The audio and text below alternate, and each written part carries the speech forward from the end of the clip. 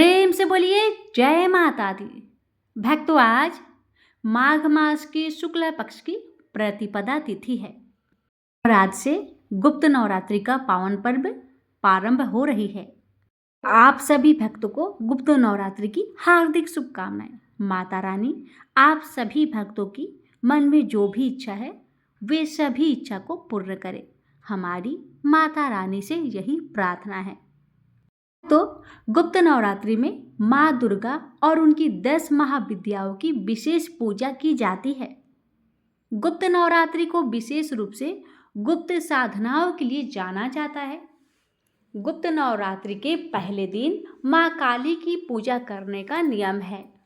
10 महाविद्याओं में माँ काली प्रथम रूप है।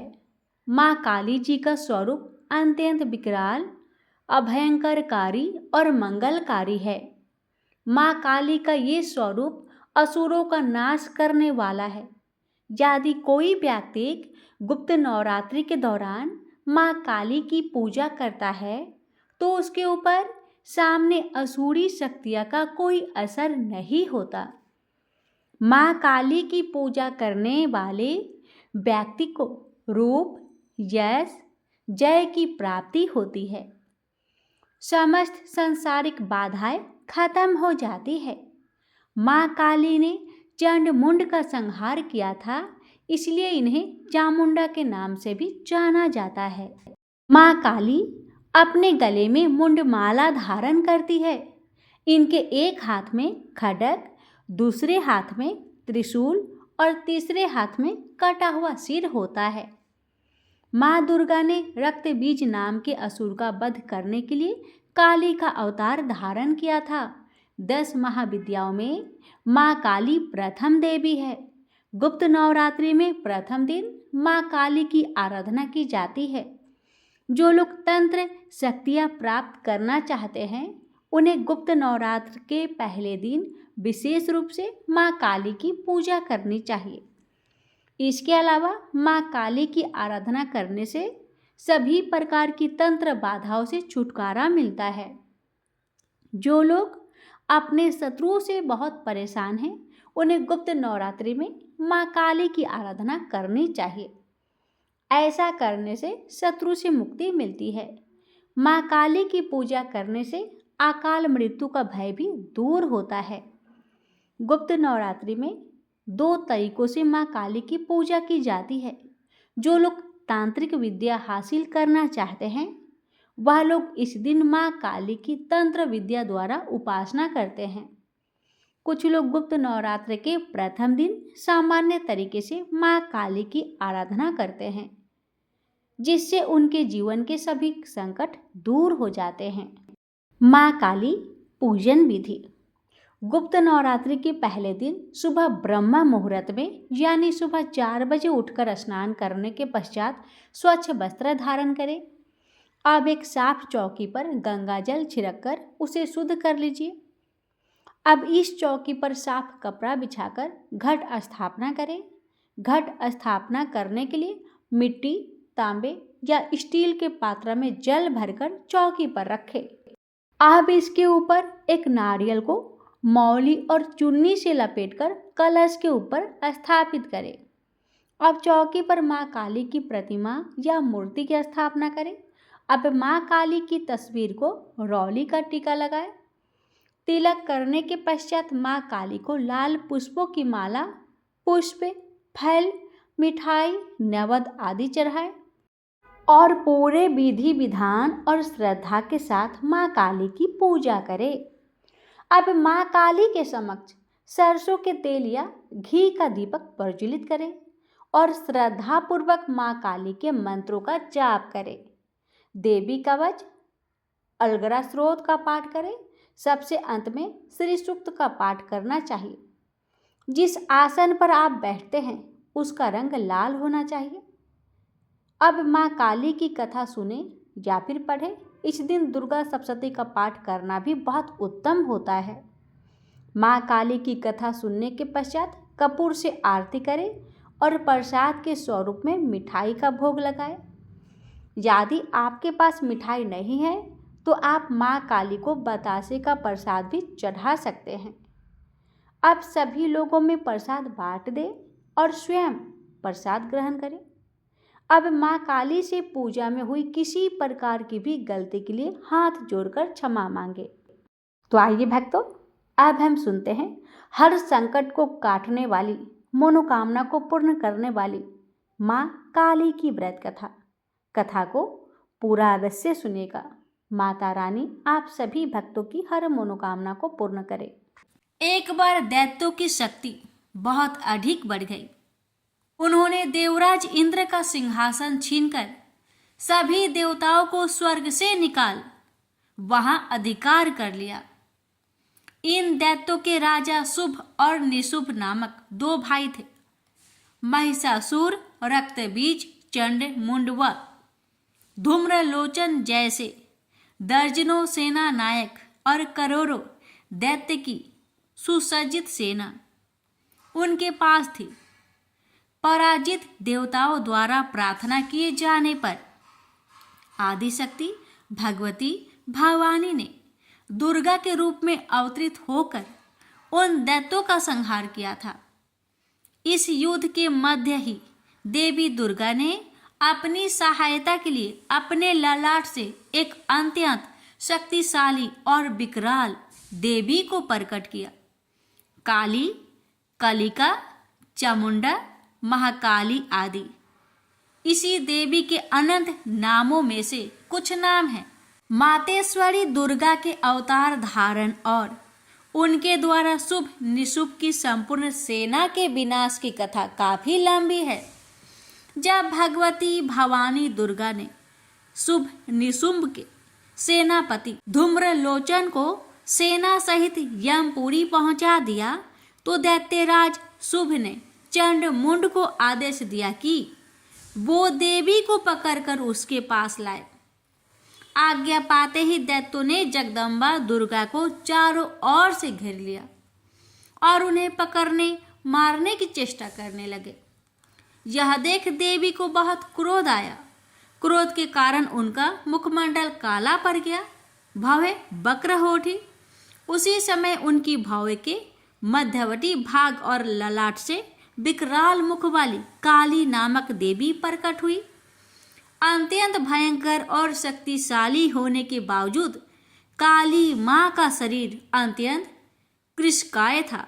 उनके शरीर में नाम मात्र का मांस था, केवल अस्थि पंजर नजर आता था, जिससे वे अत्यंत भयावह दिखाई पड़ रही थी। काली, कालिका, महाकाली, चामुंडा और चामुंडा आदि नामों से विख्यात चार भुजा वाली यह देवी अपने हाथों में तलवार, पास और विचित्र खड्ग धारण किए हुए थी। वह चीते की चमड़े की साड़ी पहने नर मुंडों की माला से अलंकृत थी। भवानी दुर्गा के मस्तक से प्रकट होने के बावजूद काली मां का स्वरूप अत्यंत विकराल था। वे काफी लंबी पतली थी और किसी भी वाहन पर सवार नहीं थी। उनका मुखमंडल बहुत अधिक बड़ा था। उनकी लंबी जीभ काफी बाहर तक निकली हुई थी।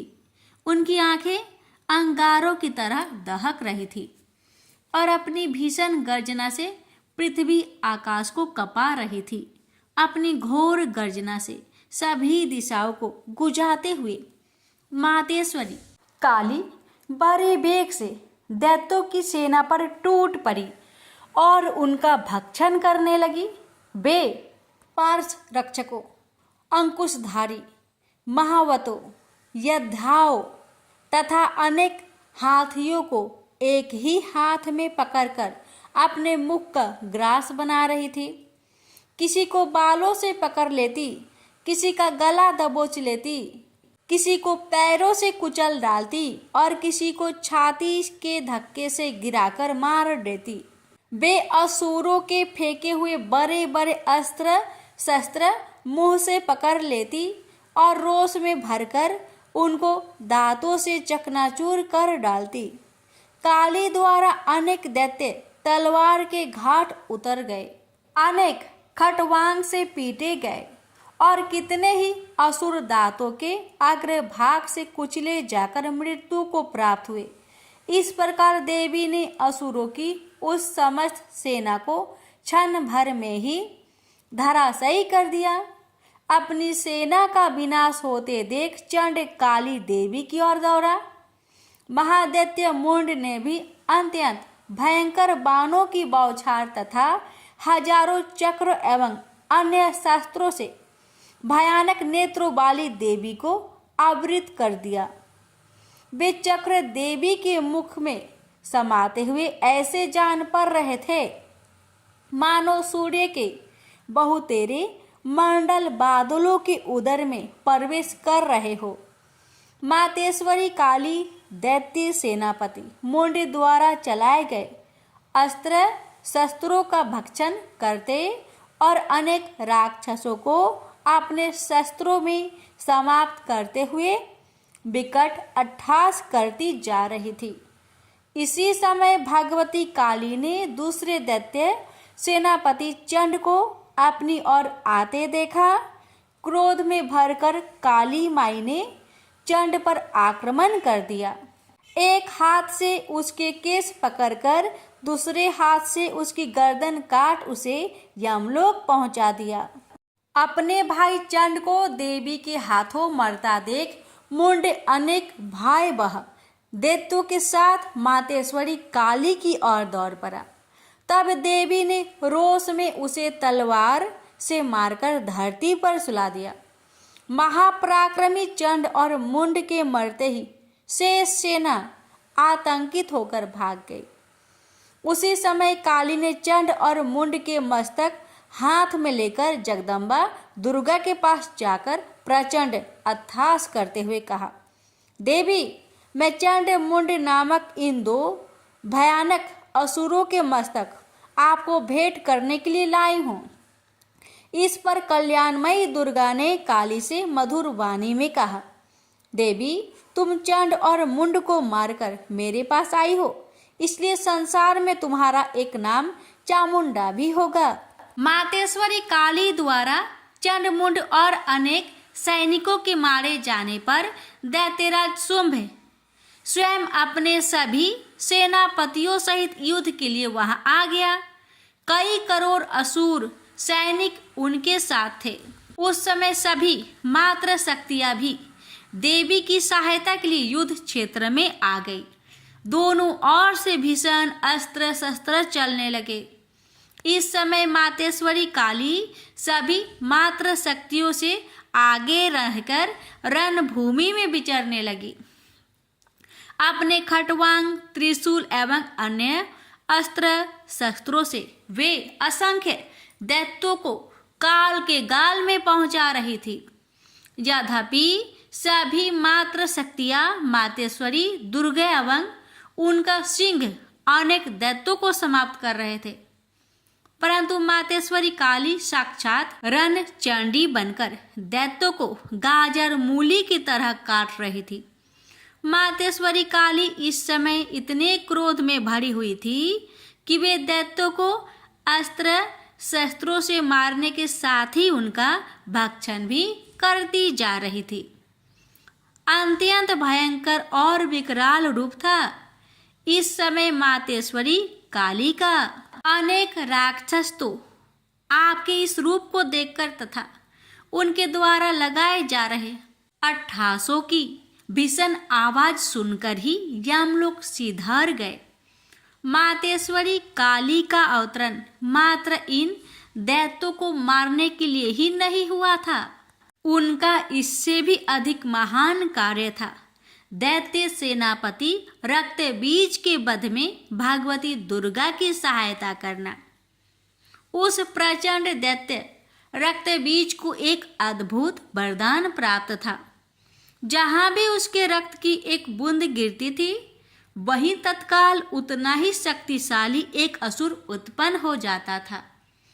मातेश्वरी काली, भगवती दुर्गा और अन्य मात्र शक्तियों के हाथों दैत्यों को मरते एवं घायल होते देख महादैत्य रक्त बीज ने मातेश्वरी पर हमला कर दिया।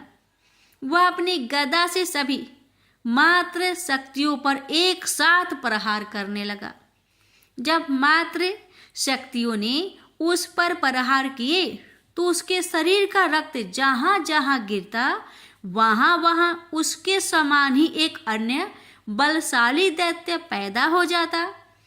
इस प्रकार वहां असंख्य दैत्य उत्पन्न हो गए जो रक्त बीज के समान ही बलशाली, भीषण और युद्ध कला में निपुण थे।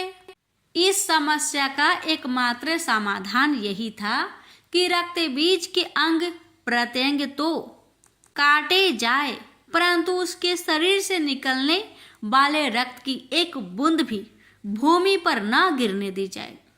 इस प्रयोजन की पूर्ति के लिए भगवती भवानी दुर्गा ने काली को चामुंडा नाम से संबोधित करते हुए कहा, चामुंडे, तुम अपने मुख को अधिक विस्तृत करो तथा मेरे शस्त्रपात से गिरने वाले रक्त बिंदु एवं उनसे उत्पन्न होने वाले महादैत्य को अपने इस भयानक मुख से खा जाओ।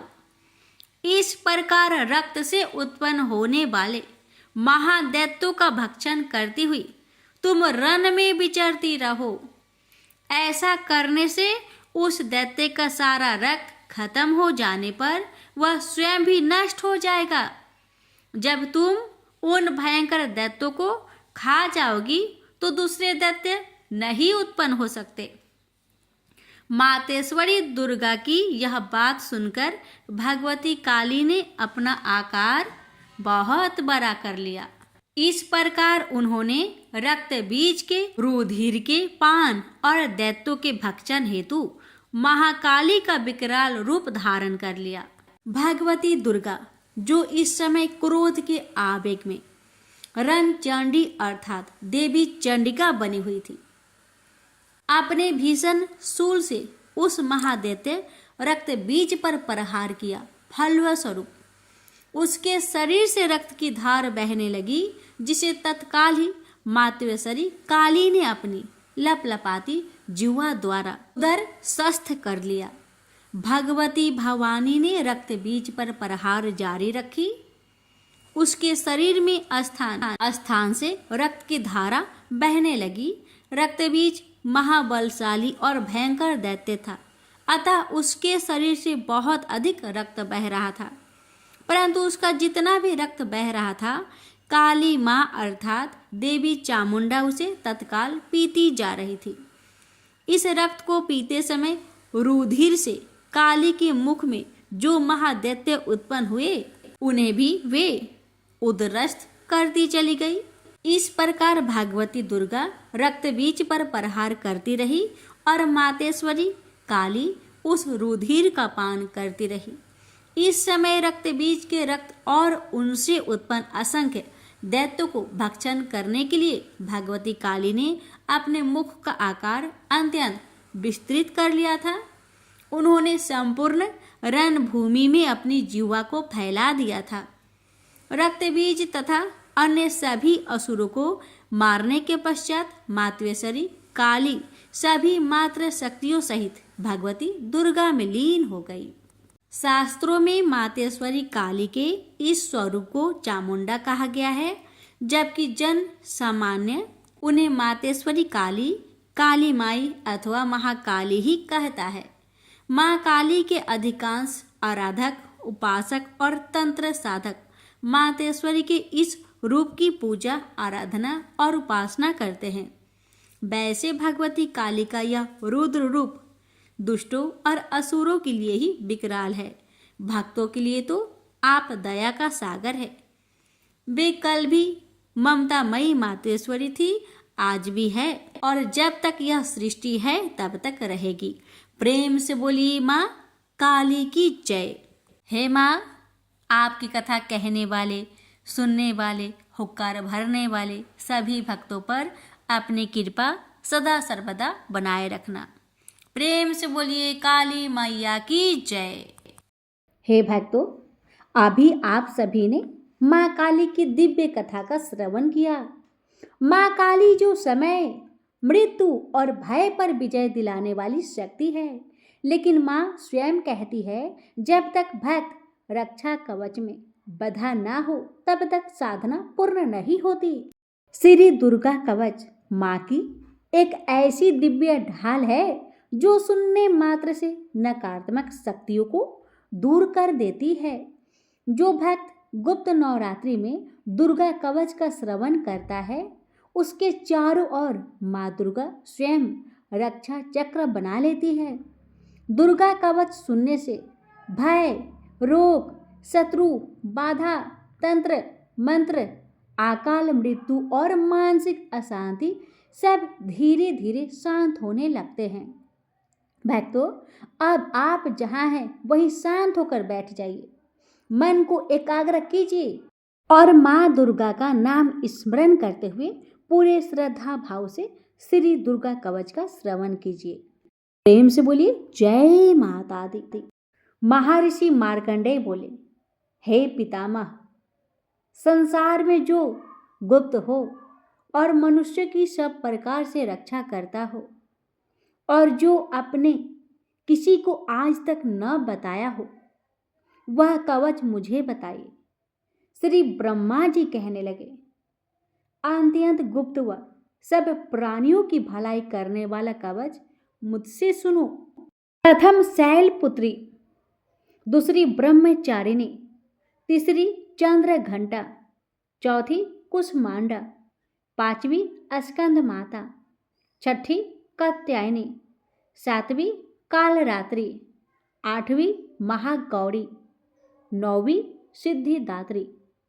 यह देवी की 9 मूर्तियां हैं और यह 9 दुर्गा कहलाती है। आग में जलता हुआ, रण में शत्रु से घिरा हुआ, विषम संकट में फंसा हुआ मनुष्य यदि दुर्गा के नाम का स्मरण करे तो उसको कभी भी कोई हानि नहीं होती। रण उसके लिए कुछ भी आपत्ति नहीं और न उसे किसी प्रकार का दुख या डर ही होता है। हे देवी, जिसने श्रद्धा पूर्वक तुम्हारा स्मरण किया है उसकी वृद्धि होती है और जो तुम्हारा चिंतन करते हैं उनकी तुम निसंदेह रक्षा करने वाली हो। चामुंडा प्रेत पर, वाराही भैंसे पर, ऐन्द्री हाथी पर, वैष्णवी गरुड़ पर आसन जमाती है। माहेश्वरी बैल पर, कौमारी मोर पर और हाथ में कमल लिए हुए विष्णु प्रिया लक्ष्मी जी कमल के आसन पर विराजती है। बैल पर बैठी हुई ईश्वरी देवी ने श्वेत रूप धारण कर रखा है और ब्राह्मी देवी हंस पर बैठती है और सब प्रकार के आभूषणों से विभूषित है। इस प्रकार यह सब माताएं सब प्रकार के योग शक्तियों से युक्त और अनेक प्रकार के रत्न धारण किए हुए हैं। भक्तों की रक्षा के लिए संपूर्ण देवियां रथ में बैठी तथा क्रोध में भरी हुई दिखाई देती है और ये शंख, चक्र, गदा, शक्ति, हल और मूसल, खेटक और तोमर, परशु तथा पास, कुंद और त्रिशूल एवं उत्तम सारंग, धनुष आदि शास्त्रों को दैत्य के नाश के लिए और भक्तों की रक्षा करने के लिए और देवताओं के कल्याण के लिए धारण किए हैं। हे महारौद्रे, अत्यंत घोर पराक्रम, महान बल और महान उत्साह वाली देवी, तुमको मैं नमस्कार करता हूँ। हे देवी, तुम्हारा दर्शन दुर्लभ है तथा आप शत्रुओं के भय को बढ़ाने वाली हैं। हे जगदम्बिके, मेरी रक्षा करो। पूर्व दिशा में मैं ऐन्द्री, मेरी रक्षा करे। अग्नि कोण में मैं अग्नि शक्ति, दक्षिण में वाराही देवी, नेत्र कोण में खड़क धारिणी देवी मेरी रक्षा करे।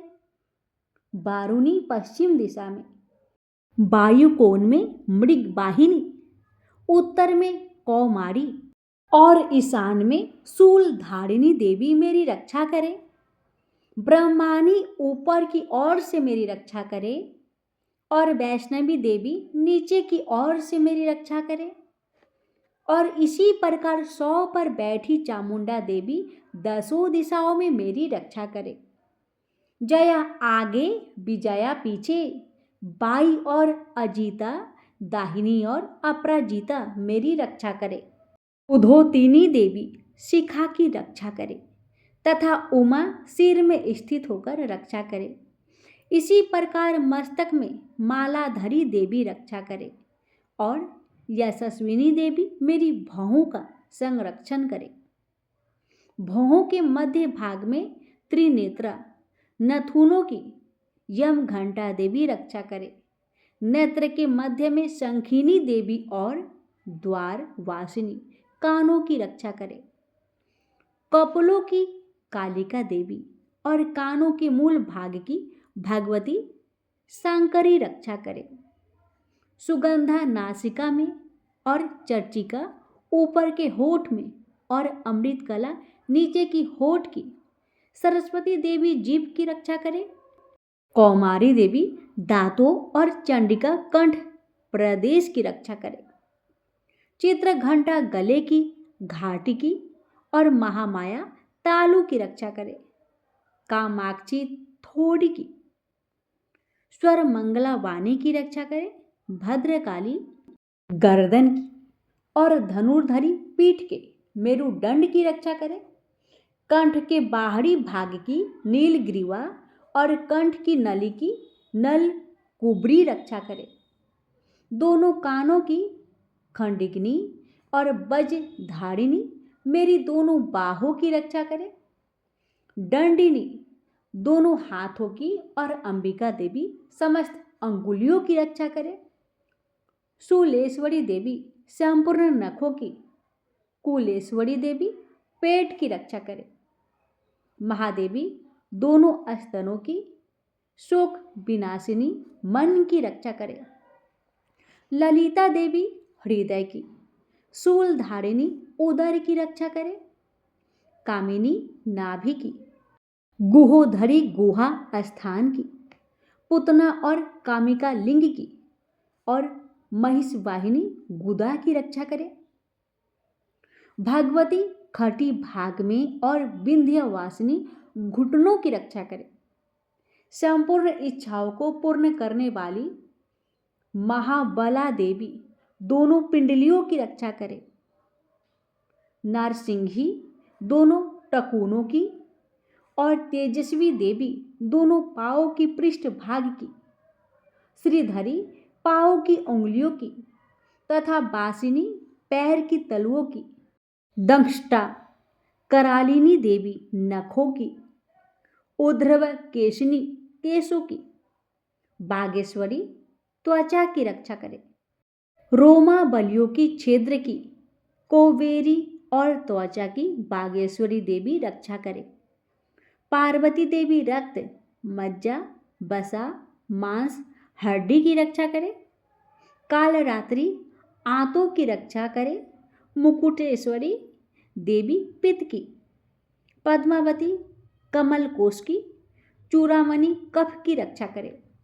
ज्वालामुखी नसों के जल की रक्षा करे। अभेदा देवी शरीर के सब जोरों की रक्षा करे। ब्राह्मणी मेरे वीर्य की, छत्रेश्वरी छाया की और धर्मधारिणी मेरे अहंकार मन तथा बुद्धि की रक्षा करे।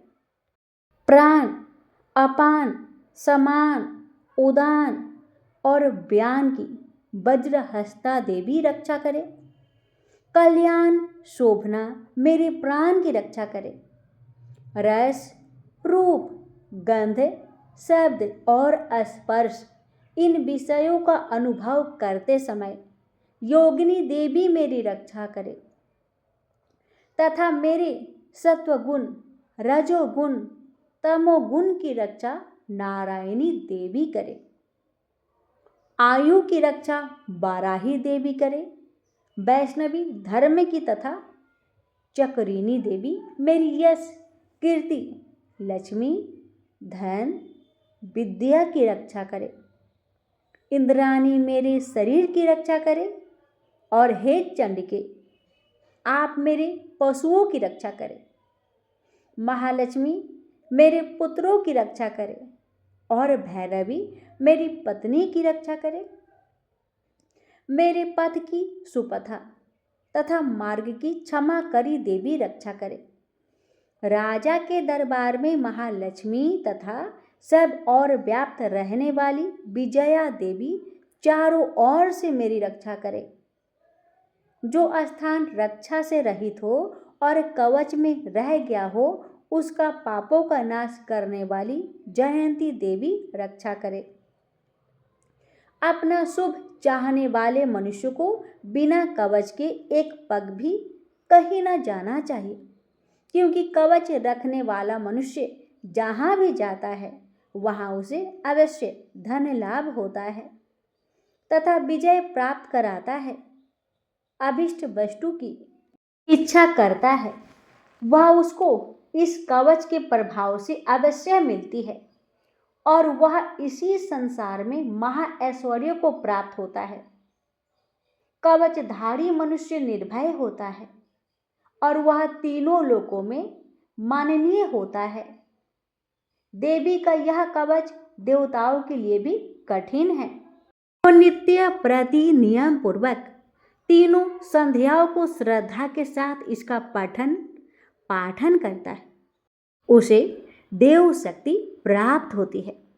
वह तीनों लोगों को जीत सकता है तथा अकाल मृत्यु से रहित होकर 100 वर्षों तक जीवित रहता है।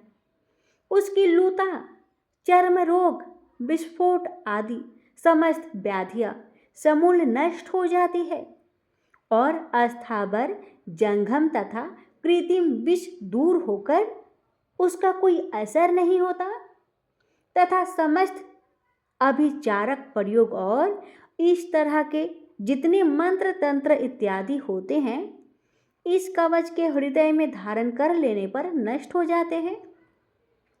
इसके अतिरिक्त पृथ्वी पर विचरने वाले भूचर, नभचर, जलचर प्राणी, उपदेश मात्र से सिद्ध होने वाले निम्न कोटि के देवता, जन्म के साथ प्रकट होने वाले देवता, कुल देवता, कंठमाल आदि, डाकिनी, साकिनी, डाकिनिया, गृह, भूत, यक्ष, गंधर्व, राक्षस, ब्रह्म राक्षस, बैताल, कुष्मांड और भैरव आदि अनिष्ट कारक देवता भी उस मनुष्य को जिसने कि अपने हृदय में यह कवच धारण किया हुआ है देखते ही भाग जाते हैं।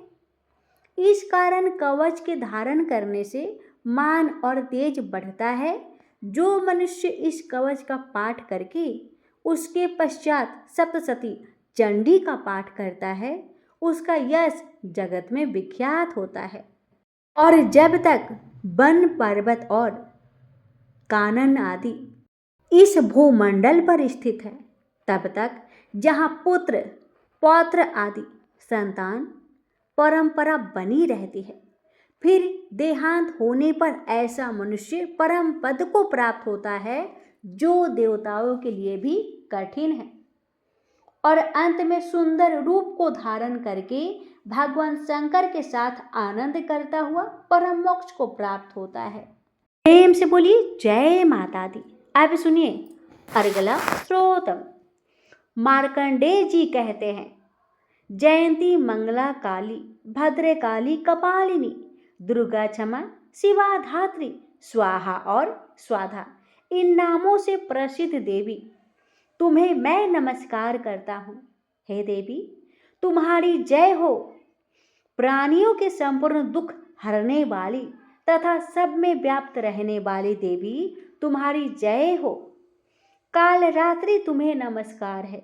मधु और कटप दैत्य का वध करने वाली, ब्रह्मा को वरदान देने वाली देवी तुम्हें नमस्कार है। तुम मुझे रूप दो, जय दो, यश दो और काम क्रोध आदि शत्रुओं का नाश करो। महिषासुर का नाश करने वाली तथा भक्तों को सुख देने वाली देवी तुम्हें नमस्कार है। तुम मुझे सुंदर स्वरूप दो, विजय दो और मेरे शत्रुओं को नष्ट करो। हे रक्त बीज का वध करने वाली, हे चंड मुंड को नाश करने वाली, तुम मुझे रूप दो, जय दो, यश दो और काम क्रोध आदि शत्रुओं का नाश करो। हे शुंभ, निशुंभ और धूम्राक्ष राक्षस का मर्दन करने वाली देवी, मुझको स्वरूप दो, विजय दो और मेरे शत्रुओं का नाश करो। हे पूजित चरण युगल वाली देवी, हे संपूर्ण सौभाग्य प्रदान करने वाली देवी, तुम रूप दो, जय दो, यश दो और काम क्रोध आदि शत्रुओं का नाश करो। हे देवी, तुम्हारे रूप और चरित्र अमित है, तुम सब शत्रुओं का नाश करने वाली हो। मुझे रूप, जय, यश दो और काम क्रोध आदि शत्रुओं का नाश करो। पाप को दूर करने वाली चंडिके, इस संसार में जो भक्ति से तुम्हारा पूजन करते हैं उनको तुम रूप तथा विजय और यश दो तथा उनके शत्रुओं का नाश करो। रोगों का नाश करने वाली चंडिके, जो भक्ति पूर्वक तुम्हारी पूजा करते हैं उन्हें रूप दो, यश दो और उनके काम क्रोध आदि शत्रुओं का नाश करो। हे चंडिके, इस संसार में जो भक्ति से तुम्हारी पूजा करते हैं उनको तुम विजय और यश दो तथा उनके शत्रुओं का नाश करो। हे देवी, मुझे सौभाग्य और आरोग्य दो, परम सुख दो, रूप दो, जय दो, यश दो और मेरे काम क्रोध आदि शत्रुओं का नाश करो। हे देवी, जो मुझसे बैर रखते हैं उनका नाश करो और मुझे अधिक बल प्रदान कर रूप, जय, यश दो और मेरे शत्रुओं का संहार करो। हे देवी, मेरा कल्याण करो और मुझे उत्तम संपत्ति प्रदान करो। रूप, जय, यश दो और काम क्रोध आदि शत्रुओं का नाश करो। हे देवता तथा राक्षसों के मुकुट रत्नों से स्पर्श किए हुए चरणों वाली देवी, हे अंबिके, मुझे रूप दो, विजय तथा यश दो और मेरे शत्रुओं का नाश करो। और हे देवी, अपने भक्तों को विद्वान, कीर्तिवान और लक्ष्मीवान बनाओ और उन्हें रूप दो, उन्हें जय दो और उनके शत्रुओं का नाश करो। हे प्रचंड दैत्यों के अभिमान का नाश करने वाली चंडिके, मुझे शरणागत को रूप दो, विजय दो, यश दो और मेरे शत्रुओं का नाश करो। हे चार भुजाओं वाली, हे ब्रह्मा द्वारा प्रशंसित परमेश्वरी, आप मुझे रूप दो, जय दो, यश दो और मेरे शत्रुओं को नष्ट करो। निरंतर भक्ति से भगवान विष्णु से सदा स्तुति की हुई हे अंबिके, रूप, यश, जय दो और मेरे शत्रुओं को नष्ट करो। हिमाचल कन्या पार्वती के भगवान शंकर से स्तुति की हुई हे परमेश्वरी, मुझे रूप, जय, यश दो और मेरे शत्रुओं का नाश करो। इंद्राणी के पति इंद्र के द्वारा सद्भाव से पूजित होने वाली परमेश्वरी, मुझे रूप दो, जय दो, यश दो और काम क्रोध आदि शत्रुओं को नष्ट करो। प्रचंड भुज दंड से दैत्यों के घमंड को नष्ट करने वाली, मुझे रूप दो, जय दो, यश दो और मेरे शत्रुओं का नाश करो। हे देवी, तुम अपने भक्तों को सदा असीम आनंद देती हो, मुझे रूप, जय, यश दो और मेरे काम क्रोध आदि शत्रुओं को नष्ट करो। देवी, मेरी इच्छा अनुसार चलने वाली सुंदर स्त्री मुझे प्रदान करो कि संसार सागर से तारने वाली तथा उत्तम फूल में उत्पन्न हुई हो। जो मनुष्य पहले इस स्रोत का पाठ करता है और फिर सप्तशती रूप महास्रोत का पाठ करता है, वह सप्तशती की जप संख्या से मिलने वाले श्रेष्ठ फल को प्राप्त होता है और उसके साथ ही उसे प्रचुर धन भी प्राप्त होता है। प्रेम से बोलिए जय माता दी। सुनिए किलक स्रोतम। महर्षि मार्कंडेय जी बोले, निर्मल ज्ञान रूपी शरीर धारण करने वाली देवत्रीय रूप दिव्य 3 नेत्र वाले, जो कल्याण प्राप्ति के हेतु है तथा अपने मस्तक पर अर्धचंद्र धारण करने वाले हैं, उन भगवान शंकर को नमस्कार है। जो मनुष्य अभी कीलक मंत्रों को जानता है वही पुरुष कल्याण को प्राप्त करता है। जो अन्य मंत्रों को जाप कर केवल सप्तशती स्रोत से ही देवी की स्तुति करता है, उसको इससे ही देवी की सिद्धि हो जाती है। उन्हें अपने कार्य की सिद्धि के लिए दूसरे की साधना करने की आवश्यकता नहीं रहती। बिना जप के ही उनके उच्चाटन आदि सिद्ध हो जाते हैं।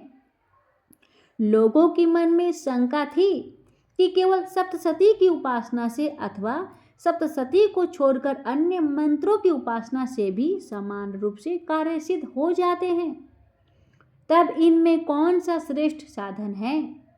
लोग की इस शंका को ध्यान में रखकर भगवान शंकर के अपने पास आए हुए जिज्ञासुओं को समझाया कि यह सप्तशती नामक संपूर्ण स्रोतम ही कल्याण कर देने वाली है। इसके पश्चात भगवान शंकर ने चंडिका के सप्तशती नामक स्रोत को गुप्त कर दिया। अतः मनुष्य इसको बड़े पुण्य से प्राप्त करता है। जो मनुष्य कृष्ण पक्ष की 14 अथवा अष्टमी को एकाग्रचित होकर देवी को अपना सर्वस्व समर्पित कर देता है और फिर उसे प्रसाद रूप से ग्रहण करता है, उस पर दुर्गा प्रसन्न होती है, अन्यथा नहीं होती। इस प्रकार सिद्ध के प्रतिबंधक रूप कील के द्वारा भगवान शंकर ने इस स्रोत को कीलित कर रखा है। जो पुरुष इस सप्तशती को निष्कीलन करके नित्य पाठ करता है वह सिद्ध हो जाता है, वही देवों का पार्षद होता है और वह गंधर्व होता है। सर्वत्र विचरते रहने पर भी उस मनुष्य को इस संसार में कहीं कोई डर नहीं रहता। वह आप मृत्यु के बस में नहीं पड़ता और मरकर मोक्ष की प्राप्ति हो जाती है। किंतु इस कीलक की विधि को जानकर ही सप्तशती का पाठ करना चाहिए। जो ऐसा नहीं करता वह नष्ट हो जाता है। कीलन और निष्कीलन संबंधी जानकारी के पश्चात ही यह स्रोत निर्दोष होता है और विद्वान पुरुष इस स्रोत का ही पाठ आरंभ करते हैं। स्त्रियों में जो कुछ सौभाग्य आदि दिखाई देता है वह सब इस पाठ की ही कृपा है। इसलिए इस कल्याणकारी स्रोत का सदा पाठ करना चाहिए। इस स्रोत का स्नेह पाठ करने से भी स्वल्प फल की प्राप्ति होती है और उच्च स्वर से ही इसका पाठ आरंभ करना चाहिए। जिस देव के प्रसाद में ऐश्वर्य, सौभाग्य, आरोग्य, संपत्ति, शत्रुनाश तथा परम मोक्ष की प्राप्ति होती है, उसी देवी की स्तुति मनुष्य को अवश्य ही करनी चाहिए। प्रेम से बोलिए जय माता दी। हे माँ दुर्गे, हमने अपनी अल्प बुद्धि और सीमित सामर्थ्य से आपके इस दिव्य कवच और स्रोत का पाठ किया। यदि उच्चारण में, भाव में या विधि में कोई भूल चूक हुई हो तो हे करुणामयी माँ, उसे क्षमा कर हमें अपनी शरण में स्थान दीजिए। हे माँ जगदम्बे, इस पाठ का फल मेरे सभी श्रोताओं को प्राप्त हो। उनके घर में सुख, शांति, शरीर में स्वास्थ्य, मन में स्थिरता और जीवन में आपकी कृपा बनी रहे। प्रेम से बोलिए जय माता दी। अब सुनिए श्री दुर्गा सप्तशती पाठ अध्याय 1। पहला अध्याय में भक्तों आप सुनेंगे मेधा ऋषि का राजा सूरत और समाधि को देवी की महिमा बताना। महर्षि मार्कंडेय बोले, सूर्य के पुत्र स्वार्णी की उत्पत्ति की कथा विस्तार पूर्वक कहता हूं, सुनो। स्वार्णी महामाया की कृपा से जिस प्रकार मनवंतर के स्वामी हुए उसका हाल भी सुनो। पहले सवा रोचिस नामक मनवंतर में चैत्र में उत्पन्न हुए सूरत नाम के एक राजा थे। सारी पृथ्वी पर उनका राज्य था। वह प्रजा को अपने पुत्र के समान मानते थे। तो भी कोला विधुवंशी नाम के क्षत्रिय उनके शत्रु बन गए। दुष्टों को दंड देने वाले राजा सूरत की उनके साथ लड़ाई हुई। कोला विधुवंशियों की संख्या में कम होने पर भी राजा सूरत युद्ध में उनसे हार गए। तब वह अपने नगर में आ गए। केवल अपने देश का राज्य ही उनके पास रह गया और वह उसी देश के राजा होकर राज्य करने लगे। किंतु उनके शत्रुओं ने उन पर वहां भी आक्रमण किया। राजा को बलहीन देखकर उसके दुष्ट मंत्रियों ने राजा की सेना और खजाना अपने अधिकार में कर लिया। राजा सूरत अपने राज्याधिकार को हार कर शिकार खेलने के बहाने घोड़े पर सवार होकर वहां से एक भयंकर वन की ओर चले गए। उस वन में उन्होंने महर्षि मेधा का आश्रम देखा। वहां महर्षि अपने शिष्यों तथा मुनियों से सुशोभित बैठे हुए थे और वहां कितने ही हिंसक जीव परम शांति भाव से रहते थे। राजा सूरत ने महर्षि मेधा को प्रणाम किया और महर्षि ने भी उनका उचित सत्कार किया। राजा सूरत महर्षि के आश्रम में कुछ समय तक ठहरे।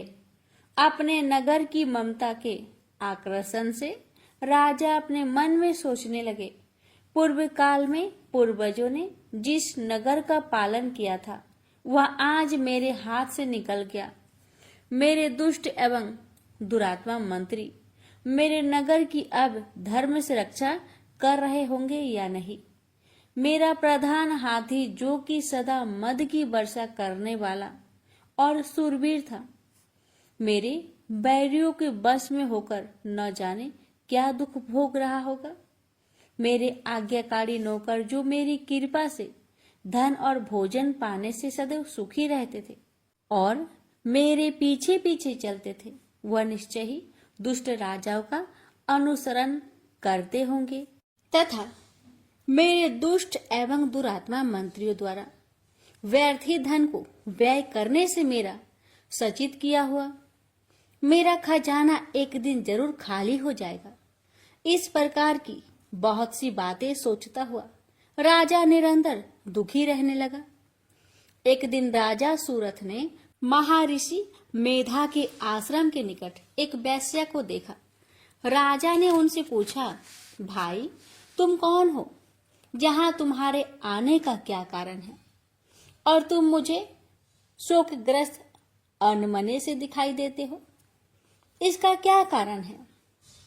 राजा ने यह नम्र वचन सुन वेश्या ने महाराज सूरत को प्रणाम करके कहा, हे राजन, मेरा नाम समाधि है।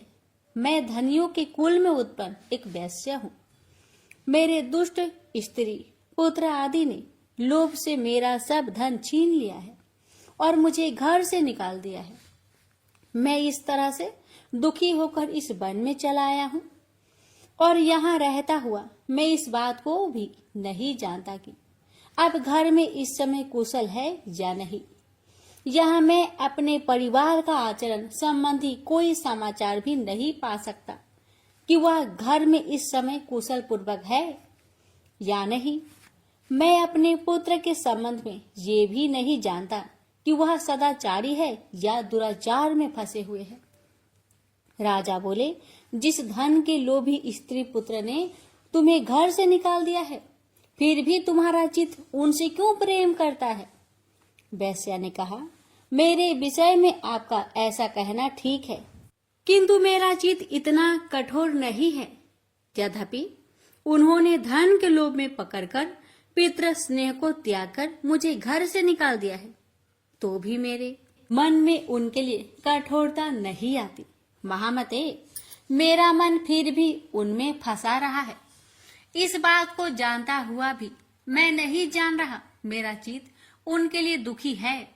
मैं उनके लिए लंबी लंबी सांसें ले रहा हूँ। उन लोगों में प्रेम नाम मात्र का भी नहीं है। फिर भी ऐसे निस्नेहियों के लिए मेरा हृदय कठोर नहीं होता। महर्षि मार्कंडेय ने कहा। ब्राह्मण इसके पश्चात महाराज सुरथ और वह वैश्य दोनों महर्षि मेधा के समीप गए और उनके साथ यथा योग न्याय सभाषण करके दोनों ने वार्ता आरंभ की। राजा बोले, भगवान, मैं आपसे एक बात पूछना चाहता हूँ, सो आप कृपा करके मुझे बताइए। मेरा मन मेरे अधीन नहीं है, इससे मैं बहुत दुखी हूँ। राज्य धन आदि की चिंता अभी तक मुझे बनी हुई है और मेरी यह ममता अज्ञानियों की तरह बढ़ती ही जा रही है। और यह समाधि नामक वैश्य भी अपने घर से अपमानित होकर आया है। इसके स्वजनों ने भी इसे त्याग दिया है। सज्जनों से त्याग हुआ भी यह उनसे हर्षित प्रेम रखता है। इस तरह हम दोनों ही दुखी हैं। हे महाभाग, उन लोगों के अवगुणों को देखकर भी हम दोनों के मन में उनके लिए ममता जनित आकर्षण उत्पन्न हो रहा है। हमारे ज्ञान रहते हुए भी ऐसा क्यों है? अज्ञानी मनुष्यों की तरह हम दोनों में यह मूर्खता क्यों है? महर्षि मेधा ने कहा, विषय मार्ग का ज्ञान सब जंतुओं को है। सबों के लिए विषय पृथक पृथक होते हैं। कुछ प्राणी दिन में नहीं देखते और कुछ रात को, परंतु कोई जीव ऐसे हैं जो दिन तथा रात दोनों में देख सकते हैं। यह सत्य है कि मनुष्यों में ज्ञान प्रधान है, किंतु केवल मनुष्य ही ज्ञानी नहीं होता। पशु पंछी आदि भी ज्ञान रखते हैं। जैसे यह पशु पंछी ज्ञानी है, वैसे ही मनुष्य का ज्ञान है, और ज्ञान मनुष्य में है वैसे ही पशु पंछियों में है, तथा अन्य बातें भी दोनों में एक जैसी पाई जाती है। ज्ञान होने पर भी इन पंछियों की ओर देखो कि अपने भूख से पीड़ित बच्चों की चोंच में कितने प्रेम से अन्न के दाने डालते हैं। राजन, ऐसा ही प्रेम मनुष्यों में अपने संतान के प्रति पाया जाता है। लोभ के कारण अपने उपकार का बदला पाने के लिए मनुष्य पुत्र की इच्छा करते हैं और इस प्रकार मोह के गड्ढे में गिर जाते हैं। भगवान श्री हरि की जो माया है, उसी से यह संसार मोहित हो रहा है। इसमें आश्चर्य की कोई बात नहीं, क्योंकि वह भगवान विष्णु की योग निद्रा है। यह माया ही तो है जिसके कारण संसार मोह में जकड़ा हुआ है। यही महामाया भगवती देवी ज्ञानियों के चित्त को बलपूर्वक खींचकर मोह में डाल देती है और उसी के द्वारा संपूर्ण जगत की उत्पत्ति होती है। यह भगवती देवी प्रसन्न होकर मनुष्य को मुक्ति प्रदान करती है। यही संसार के बंधन का कारण है तथा संपूर्ण ईश्वरों की भी स्वामिनी है। महाराज, सूरथ ने पूछा, भगवान, वह देवी कौन है जिसको आप महामाया कहते हैं? ब्राह्मण, वह कैसे उत्पन्न हुई और उसका कार्य क्या है? उसके चरित्र कौन कौन है? प्रभु, उसका जैसा प्रभाव हो, जैसा स्वरूप हो, वह सभी मुझसे कृपा कर कहिए, मैं आपसे सुनना चाहता हूँ। महर्षि मेधा बोले, हे राजन, वह देवी तो नित्य स्वरूपा है। उससे यह संसार रचाया गया है। तब भी उसकी उत्पत्ति अनेक प्रकार से होती है। वह सब आप मुझसे सुनो। वह देवताओं का कार्य सिद्ध करने के लिए प्रकट होती है। उस समय वह उत्पन्न हुई कहलाती है। संसार को जलमय करके जब भगवान विष्णु योग निद्रा का आश्रय लेकर शेष शैया पर सो रहे थे, तब मधु केटप नाम के 2 असुर उनके कानों के मैल से प्रकट हो गए। श्री ब्रह्मा जी ने जब उन दोनों को अपनी ओर आते देखा और ये भी देखा कि भगवान विष्णु योग निद्रा का आश्रय लेकर सो रहे हैं, तो वह उस समय श्री भगवान के जगाने के वास्ते उनके नेत्रों में निवास करने वाली योग निद्रा की स्तुति करने लगे। श्री ब्रह्मा जी ने कहा, हे देवी, तुम ही स्वाहा, तुम ही स्वाधा वसटकार हो। स्वर भी तुम्हारा ही स्वरूप है। तुम ही जीवन देने वाली सुधा हो। नित्य अक्षर प्रणव में आकर ओकार, मकार इन तीनों में मात्राओं के रूप में तुम ही स्थित हो। इनके अतिरिक्त जो बिंदु रूपा अर्ध मात्रा है, जिसका कि विशेष रूप से उच्चारण नहीं किया जाता है, हे देवी, वो भी तुम ही हो। हे देवी, संध्या, सावित्री तथा परम जननी तुम ही हो। तुम इस विश्व को धारण करने वाली हो। तुमने ही इस जगत की रचना की है और तुम ही इस जगत का पालन करने वाली हो और तुम ही कल्प के अंत में सबको भक्षण करने वाली हो। हे देवी, जगत की उत्पत्ति के समय तुम सृष्टि रूपा होती है, पालन काल में स्थित रूपा हो और कल्प के अंत में संहार रूप धारण कर लेती हो। तुम ही महाविद्या, महामाया, महामेधा, महारात्रि और मोहरात्रि हो। श्रेयस्वरी और बोध, स्वरूपा बुद्धि भी तुम ही हो। लज्जा, पुष्टि, तुष्टि, शांति और क्षमा भी तुम ही हो। तुम खड्ग धारिणी, शूल धारिणी, घोर रूपा तथा गदा, चक्र, शंख और धनुष को धारण करने वाली हो। बाण, भुसुंडी और परिध यह भी तुम्हारे ही अस्त्र है। तुम सौम्य और सौम्यतर हो। यही नहीं बल्कि जितनी भी सौम्य तथा सुंदर वस्तुएं इस संसार में है, उनसे सबसे बढ़कर सुंदर तुम हो। पर और अपर सबसे परे रहने वाली सुंदर तुम ही हो। हे सर्व स्वरूपे देवी, जो भी सत असत पदार्थ है और उनमें जो शक्ति है वह तुम ही हो। ऐसी अवस्था में भला तुम्हारी स्तुति कौन कर सकता है। इस संसार की सृष्टि, पालन और संहार करने वाले जो भगवान हैं, उनको भी जब तुमने निंदा के वशीभूत कर दिया है, तो फिर तुम्हारी स्तुति कौन कर सकता है। मुझे भगवान विष्णु तथा भगवान शंकर को शरीर धारण कराने वाली तुम ही हो। तुम्हारी स्तुति करने की शक्ति किस में है। हे देवी, तुम तो अपने इन उदार प्रभाव के कारण ही प्रशंसनीय हो। मधु और केटव जो भयंकर असुर हैं, इन्हें तो मोह में डाल दो और श्री हरि भगवान विष्णु को भी जल्दी जगा दो और उनमें इनकी मार डालने की बुद्धि भी उत्पन्न कर दो। महर्षि मेधा बोले, हे राजन, जब श्री ब्रह्मा जी ने देवी से इस प्रकार स्तुति करके भगवान को जगाने तथा मधु और केटव को मारने के लिए कहा, तो वह भगवान श्री विष्णु जी के सामने खड़ी हो गई। उनके ऐसा करते ही भगवान श्री हरि तुरंत जाग उठे और दोनों असुरों को देखा, जो कि अत्यंत बलवान तथा पराक्रमी थे और मारे क्रोध के जिनके नेत्र लाल हो रहे थे और जो श्री ब्रह्मा जी का वध करने के लिए तैयार थे। इस पर उन दोनों दुरात्मा असुरों के साथ भगवान श्री हरि पूरे 5000 वर्ष तक लड़ते रहे। एक तो वह अत्यंत बलवान तथा पराक्रमी थे, दूसरे महामाया ने भी उन्हें मोह में डाल रखा था। अतः वह श्री भगवान से कहने लगे, हम दोनों तुम्हारी वीरता से अत्यंत प्रसन्न हैं, अतः तुम हमसे कोई वर मांगो। भगवान ने कहा, यदि तुम मुझ पर प्रसन्न हो तो आप मेरे हाथों से मर जाओ। बस इतना सा ही वर मैं तुमसे मांगता हूँ।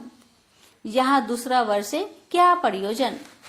महर्षि मेधा बोले, इस तरह से जब यह धोखे में आ गए और अपने चारों ओर जल ही जल देखा, तो भगवान श्री हरि से कहने लगे, जहाँ पर जल ना हो, सूखी जमीन हो, उसी जगह हमारा वध कीजिए। महर्षि मेधा कहते हैं, भगवान तथास्तु कहकर श्री हरि ने उन दोनों को अपनी जांग पर लेटाकर उन दोनों के सिर काट डाले। इस तरह से यह देवी श्री ब्रह्मा जी की स्तुति करने पर प्रकट हुई थी। अब तुमसे उनके प्रभाव का वर्णन करता हूँ, सुनो।